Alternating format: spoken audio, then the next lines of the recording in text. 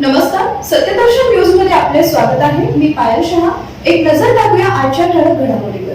श्री सिद्धरामेश्वर यात्रा व मतदानाच्या पार्श्वभूमीवर शहर पाणी पुरवठ्याच्या नियोजनात बदल.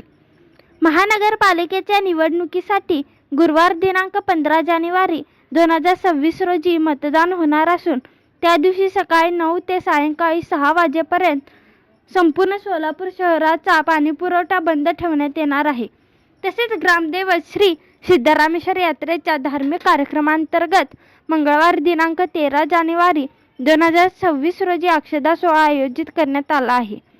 या कार्यक्रमानिमित्त नंदीध्वज प्रदर्शन होणार असून काठी मार्गावर रांगोळी काढण्यात येणार आहे.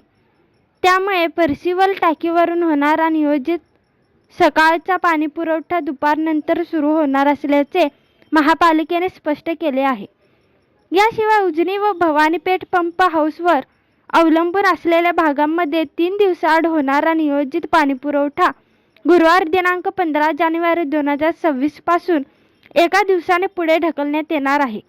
त्यामुळे संबंधित परिसरातील नागरिकांनी पाणीपुरवठ्याचे नियोजन बदल लक्षात घेऊन करावे असे आवाहन प्रशासनाकडून करण्यात आले आहे.